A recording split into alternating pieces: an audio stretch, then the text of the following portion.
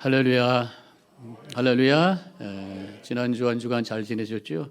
감사절 기쁨 가운데 지내신 줄로 믿습니다. 많이 잡수신 것 같습니다. 얼굴에 기름이 번지를 하십니다. 자, 이제 3, 4절이 지나면서 연말이 이제 시작이 되죠. 연말이 되는구나 이런 게 느껴집니다. 다음 주부터는 12월이 되고 거리에 가면 이제 반짝등이 생기기 시작하고 그러면서 1년 참 빨리 지났다. 인생이 사는 게 뭘까? 뭐 이런 생각도 좀 드는 그런 시절이 됐습니다. 그래서 오늘 인생에 대한 그런 말씀을 좀 드리기 원하는데 여러분들 인생에 대한 정의를 어떻게 내려보셨나요? 글쎄요, 저는 뭐 생각해 본 적이 없습니다. 인생에 뭐 대답이 있겠어요? 내가 선택한 것도 아니고 그냥 주어진 인생인데 흘러가는 대로 사는 거 아니겠어요? 이렇게 대답한다면 안 되죠. 우리 성도들은 나에게 주어진 인생이 하나님께서 주신 은혜요 선물로 고백해야 될 줄로 믿습니다. 감사하는 마음으로 주어진 인생을 어떻게 하면 아름답고 복되고 가치 있게 살까? 그러면서 하나님 앞에 무릎 꿇는 것이 바로 믿음의 여정이 아니겠어요? 그러니까 인생에 대한 어떤 나름대로의 정의를 가지고 살아가는 그런 삶을 살아야 마땅하다고 하는 것입니다. 인생에 대한 정의가 있을 때 인생이 가치 있게 되고 내가 어떻게 살아야 될지를 깨닫게 된다고 하는 것입니다. 어떤 분이 인생은 한 권의 책과 같다. 책을 쓰는 것이라고도 할 수 있고 책을 읽는 것이라고도 할 수 있다. 한 번밖에 없는 기회이기 때문에 인생을 읽어간다고 한다면, 책을 읽어간다고 한다면 적당히 읽는 것이 아니라 한 장 한 장 음미하면서 넘겨가는, 인생을 그냥 적당히 흘러가는 것이 아니라 하루하루 한순간 한순간을 잘 음미하면서 하나님께서 원하시는 뜻을 이루어가며 사는 것이 바로 인생이다, 이렇게 말할 수가 있어요. 또 어떤 사람은 인생은 드라마다. 그래서 삶에 여러 가지 드라마틱한 일들이 일어나게 된다. 내가 그 인생의 드라마의 주인공으로 어떻게 하면 아름다운 드라마가 될 것인가, 이렇게 생각하면서 살아야 된다, 이런 의미가 될 수도 있고, 어떤 그 드라마의 한 역할이 내 인생에 주어졌기 때문에 그 역할을 충실히 잘 하다가 마치고 떠나는 것이 인생이다, 이렇게 설명할 수도 있겠죠. 어떤 드라마 PD가 드라마라고 하는 그 영어 단어를 풀어서 설명을 합니다. 인생이라고 하는 것이 드라마인데 dream, 꿈을 꾸는 것이다. 그 다음에 romance, 그래서 사랑을 하면서 사는 것이다. 그 다음에 action, 뭔가 움직이는 것이다. 그 다음에 mystery, 뭔가 신비로운 것을 추구하는 것이다. 이것이 어떤 영적인 삶, 신앙이라고 할 수 있죠. 그 다음에 adventure, 모험하는 것이다. 그냥 편한 것만 추구하는 것이 아니라 어떤 목적을 향해서 때로는 모험하고 또 여행을 다니면서도 모험하고, 이것이 인생이다, 그렇게 설명하기도 했습니다. 재미난 그 인생의 정의를 하나 제가 찾아봤는데, 인생은 칫솔의 숫자가 변하는 것이다. 그래서 그것이 뭔가 사진을 제가 찾아봤어요.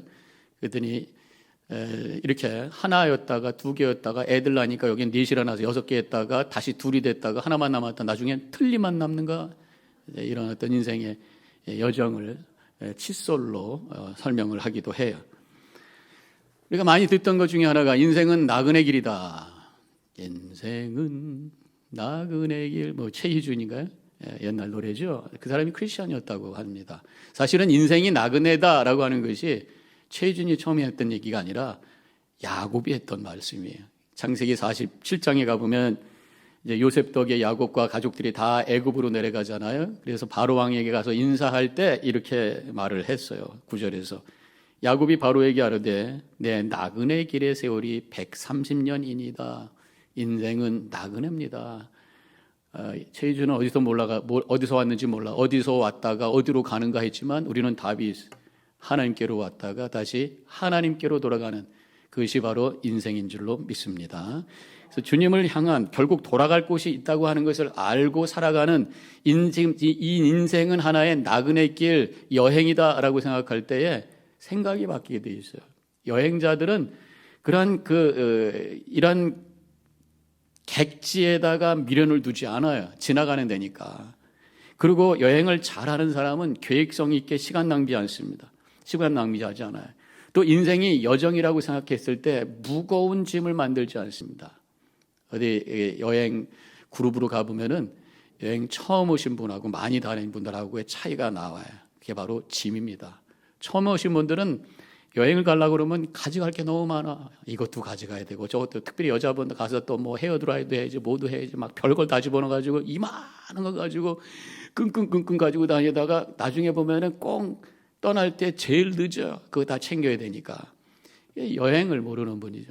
여행을 알고 여행이라고 하는 것을 알 때에 여행이라고 하는 것을 잘 그걸 이해할 때에 짐이 작아지는 것처럼 인생도 그냥 세상 거 다 끌어모으고 사는 것이 아니라 본향을 향해서, 본향이 있다고 하는 것을 알 때에 너무 이 세상에 집착하지 않는 그런 삶을 살게 된다고 하는 것입니다. 우리 성도들은 하나님과 영원히 거할 본향이 있다고 하는 것을 고백하면서 그 본향을 향한 여행길, 그 목표를 향해서 부단히 주님의 뜻을 이루며 살아가시기를 축원합니다.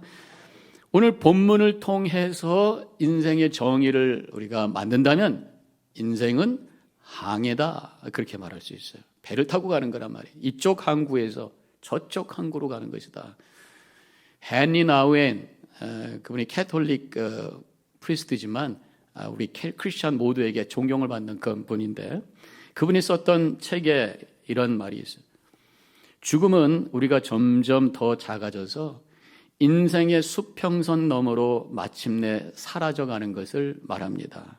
우리는 배가 항구를 떠나서 수평선을 향하는 것을 봅니다.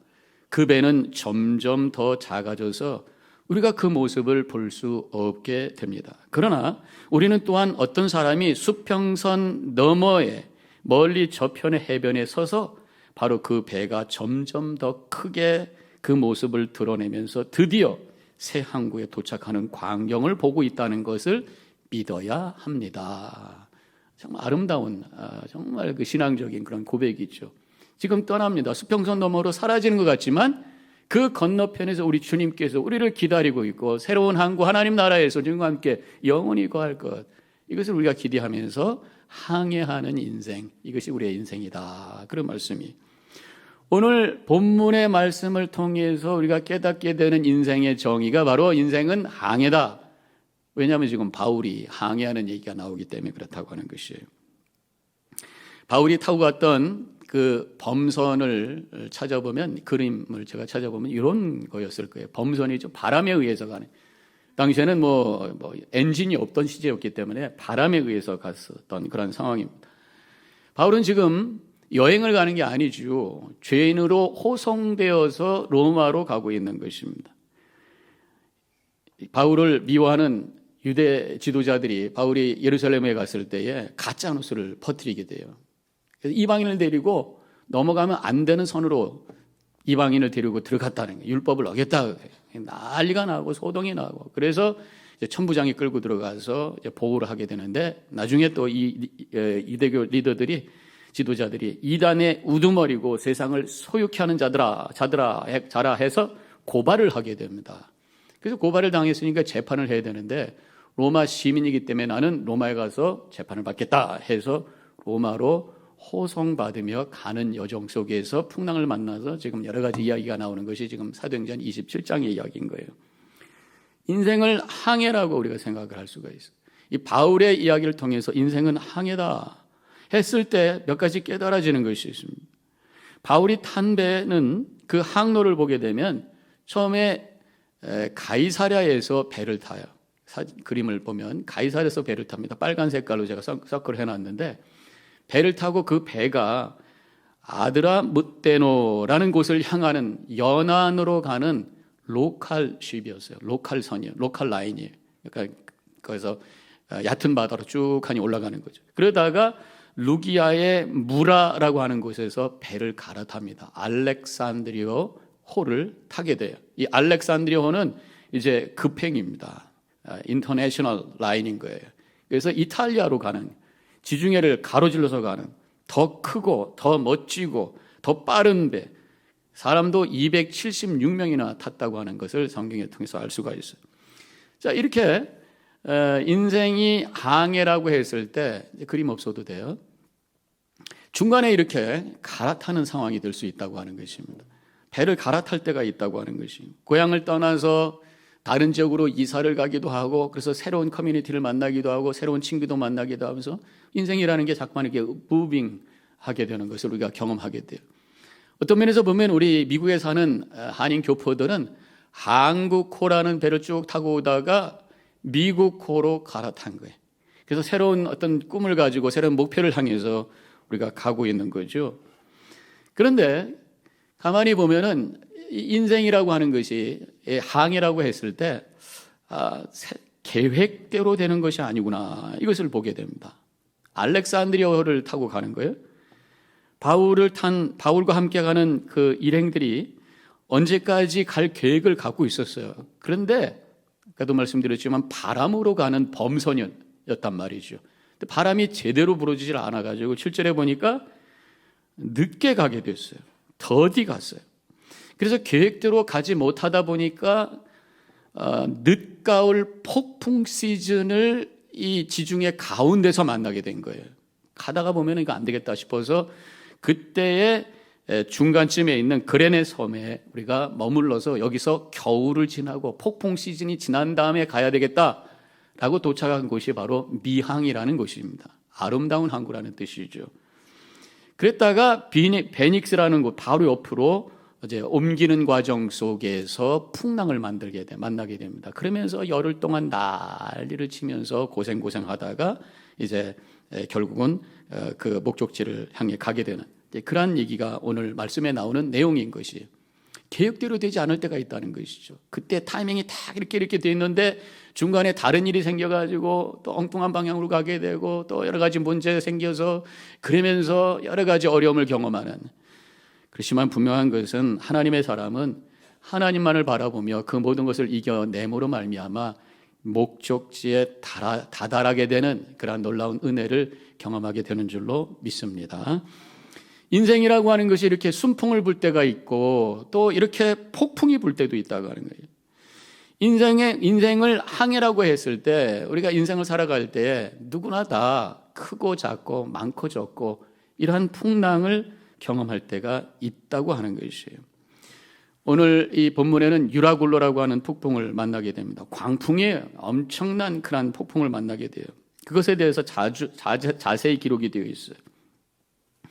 이제 이러한 유라굴로와 같은 큰 광풍을 만났을 때 우리가 어떻게 될 것인가, 그것을 오늘 말씀을 통해서 우리가 함께 배우자는 말씀이, 인생이라는 게 그렇습니다. 우리에게 주어지는 이런 위기 고난은 있게 마련이에요.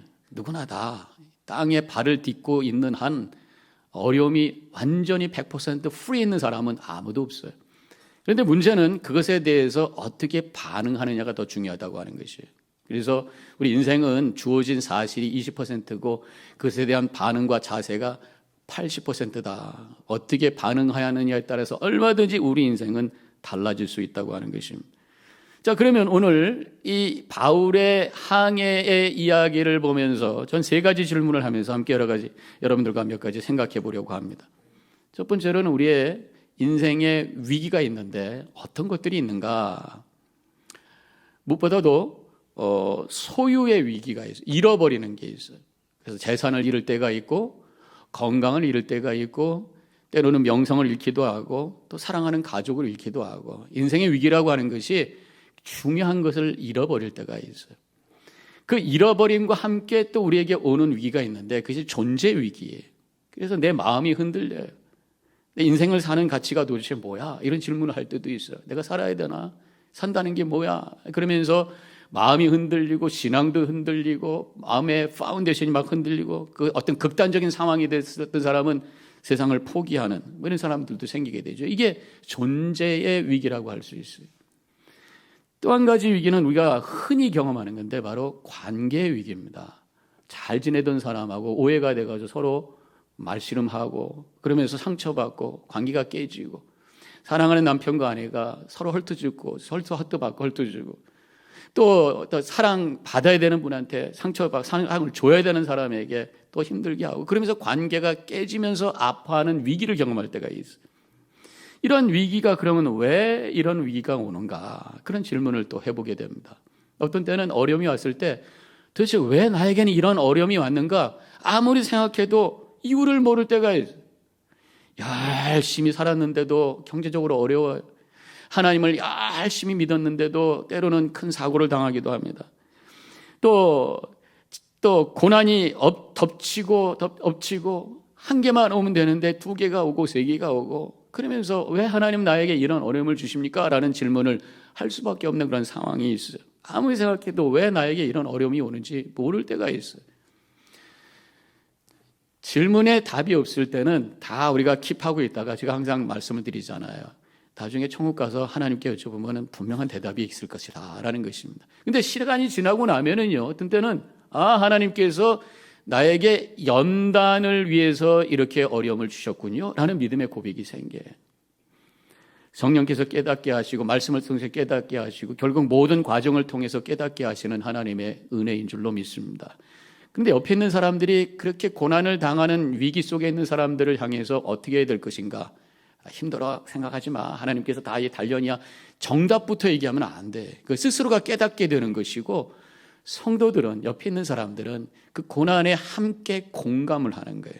남 너무 힘들지, 너무 아파하지. 함께 울고 함께 기도하면서 같이 있어줄 때 용기를 얻게 되고, 지혜롭게 생각하게 되고, 바르게 생각하게 되고, 믿음으로 그것을 바라보게 되면서 하나님께서 이 과정을 통해서 나를 성숙해 하시는군요 라는 고백을 가지고 감사하면서 찬양하면서 그것을 이겨내게 되는 줄로 믿습니다.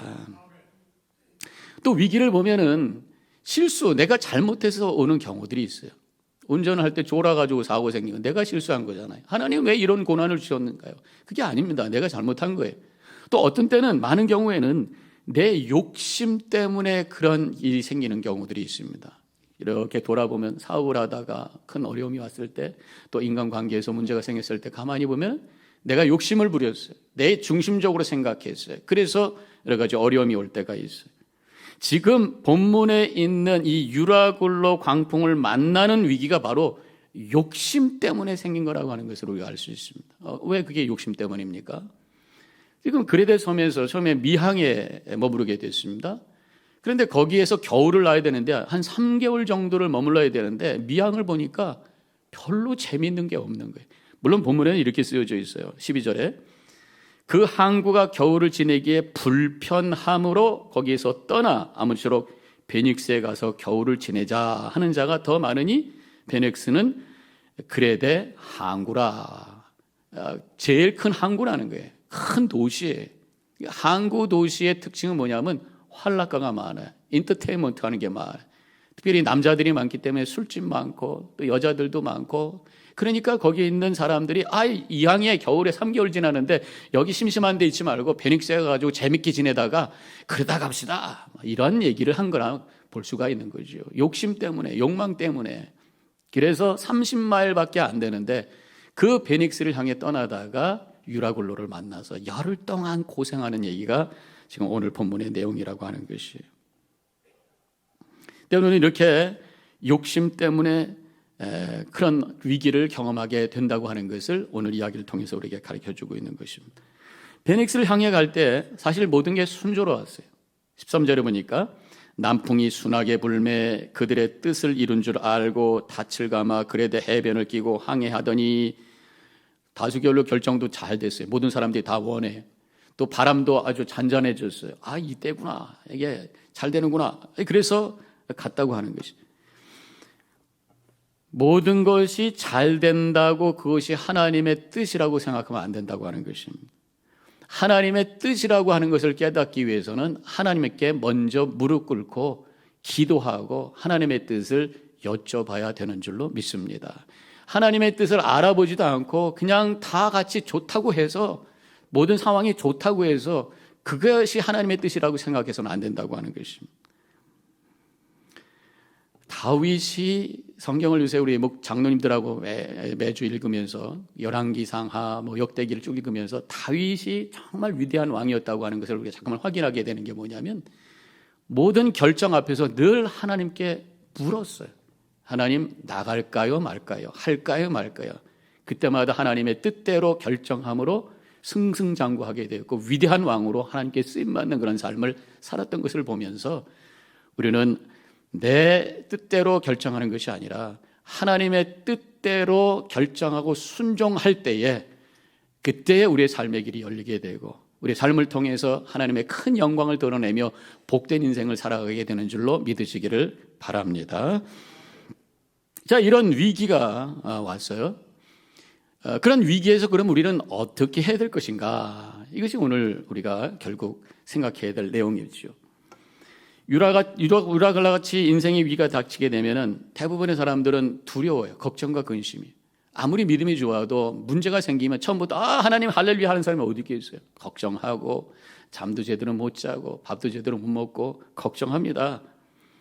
지금 바울이 사람들을 향해서 25절에서 여러분이여 안심하라 그렇게 선포하는 걸 보면 이 배 안에 있던 사람들 다 지금 두려움 속에 그렇게 지금 걱정과 근심 속에 쌓여 있는 것을 알 수가 있어요. 인간의 당연한 모습이죠. 그러나 거기서 우리가 머무를 수가 없습니다. 그래서 사람들은 걱정하다가 이제 그 문제를 해결하기 위해서 노력을 합니다. 오늘 본문에도 보면은 노력하는 얘기가 나와요. 18절에 우리가 풍랑으로 심히 애쓰다가 애썼어요.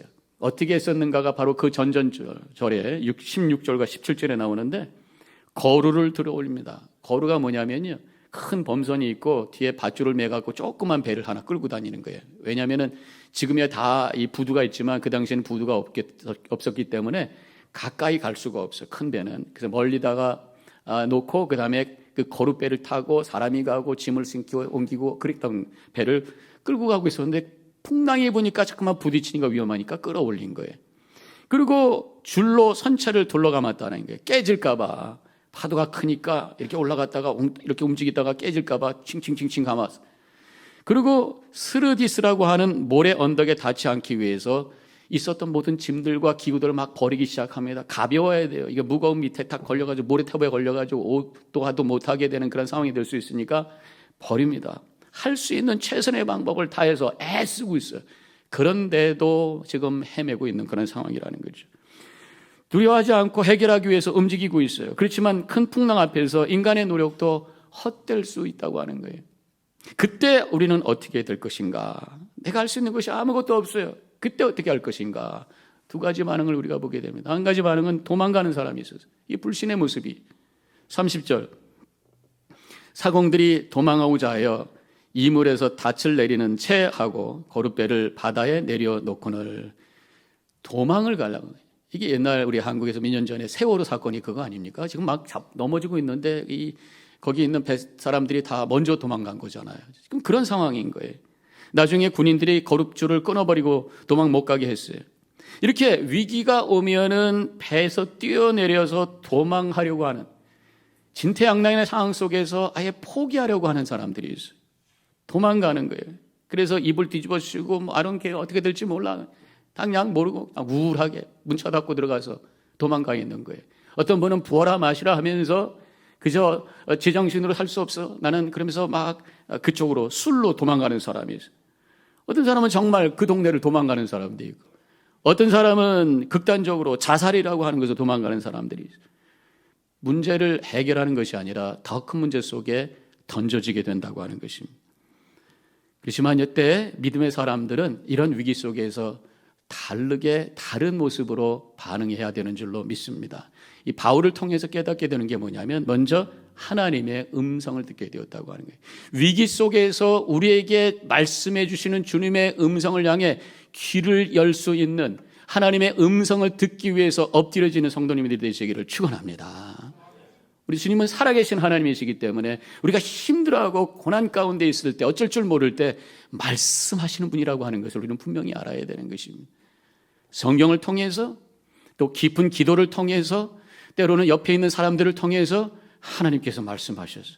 말씀하시고 그 위기를 넘어갈 수 있도록 그것을 극복할 수 있도록 믿음을 주시고 지혜를 주시는 분이 우리의 하나님이시라고 하는 것이 오늘 본문에 보니까 23절 24절에서 바울이 이렇게 말하고 있어요. 내가 속한 바 곧 내가 섬기는 하나님의 사자가 어젯밤에 내 곁에 서서 말하되 바울아 두려워 말라. 내가 가이사 앞에 서야 하겠고 또 하나님께서 너와 함께 항해하는 자를 다 내게 주셨다 하였으니 그렇게 말씀하고 있어요.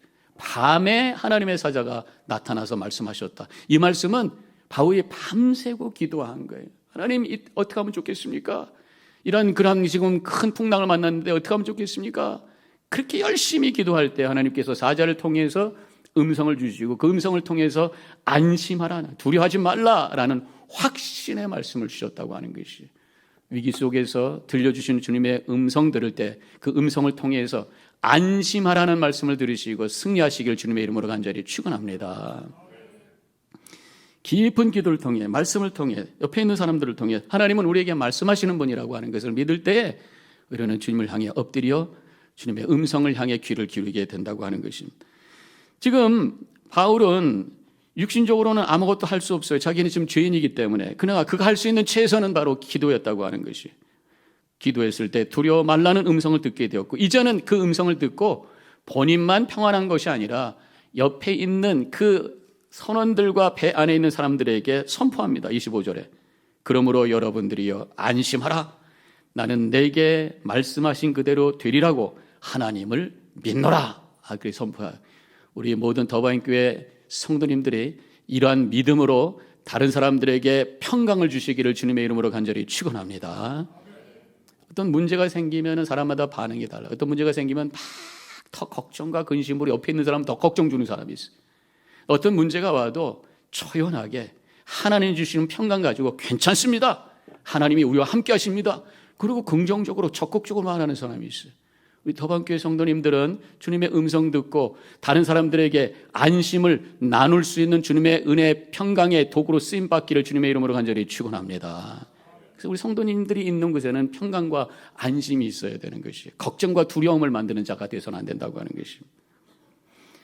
바울은 더 나가서 음식을 권해요. 34절에 보니까 음식 먹기를 권하노니 이것이 너희의 구원을 위한 것이요 너희의 종벌이 가락 하나도 잃을 자가 없으리라. 다들 지금 제대로 먹지도 못했어요. 멀미도 했겠고 걱정도 있었고, 그렇지만 안심하라 선포하고 음식을 나눠주면서 그들을 격려하면서 평강을 줄 수 있는 그런 아름다운 모습을 여기서 보게 됩니다. 성도는 위기 속에서 하나님의 음성을 듣고 인내하면서 위기를 극복하는 능력의 삶을 살아가야 될 줄로 믿습니다. 더 나아가서 평강을 줄 수 있는 은혜의 통로로 살아가는 삶이 바로 성도의 삶이라고 하는 것을 여기서 보여주고 있어요.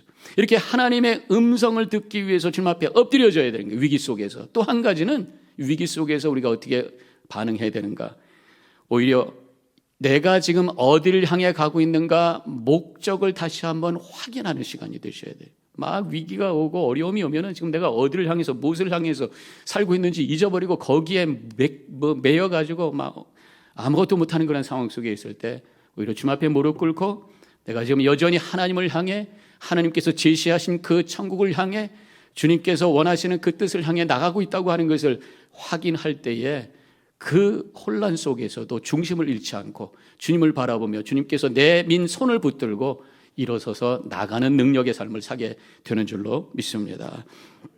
지금 24절에 보면 바울아 두려워하지 말라, 네가 가이사 앞에 서야 하겠고, 그래서 지금 흔들리고 있지만 두려워하지 말라, 내가 너를 반드시 가이사 앞에 세워서 그에게 복음을 증거하게 할 것이다 라는 말씀을 주신 거예요.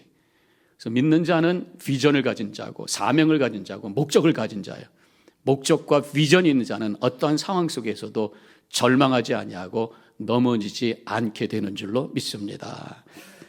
요즘에 우리가 수요일 날 철로역정을 가지고 말씀을 나누고 있어요.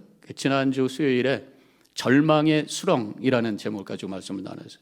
크리스찬이라고 하는 그 주인공이 가다가 수렁에 빠졌어요. 절망이라는 수렁에 빠졌어요.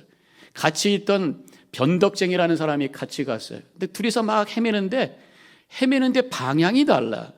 변덕쟁이는 집을 향해서 방향을 틀어서 허우적거리고 있고, 크리스찬은 여전히 전도자가 가라고 했던 그 좁은 문을 향해서 허우적거리면서 그 방향을 향해서 가고 있어요. 나중에 보면은 변덕쟁이는 결국 이 천국을 향한 여정으로부터 거꾸로 집으로 다시 죄로 빠지게 돼요. 그러나 이 크리스찬은 여전히 하나님께서 전도자를 통해서 제시한 그 방향을 향해서 나가고 있었기 때문에 결국은 도움이라는 사람이 나타나서 손을 벌려서 그 손을 잡고 이렇게 세워주심으로 여전히 주님께서 향하신 그 길을 향해서 전진하게 되는 것을 보게 됩니다. 어떤 상황 속에서도 방향은 잃지 말아야 될 줄로 믿습니다.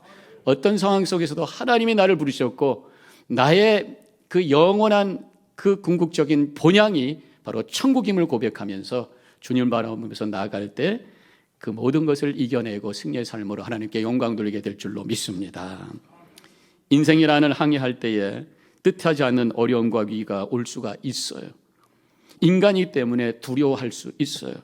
또 애를 써야 됩니다. 그럼에도 불구하고 우리가 아무것도 할 수 없을 때에 진퇴양난의 상황 속에서 주님을 바라보며 기도함으로 주님의 음성 들으심으로 확신을 가지고 나아가시고 더 나아가서 흔들리고 있고 걱정 가운데 있는 자들에게 확신을 나눠줄 수 있는 믿음의 성도가 되으셔서 하나님께 영광 돌리시고 우리 인생에 큰 기쁨과 은혜가 되는 복된 삶을 살아가시기를 주님의 이름으로 간절히 축원합니다. 기도하겠습니다.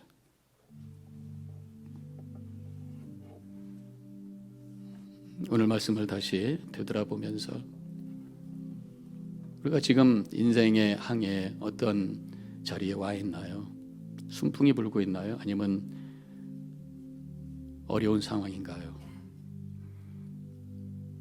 우리가 어디를 향해 가고 있는지를 늘 기억하고 어떤 상황 속에서도 주님께서 나를 향해 말씀하고 계심을 기억하며 주님의 음성을 들을 때 모든 것을 이겨낼 수 있는 확신이 생기고 오히려 다른 사람까지 평안을 줄 수 있는 복된 삶을 살게 되는 줄로 믿습니다. 하나님 그렇게 살게 하여 주옵소서.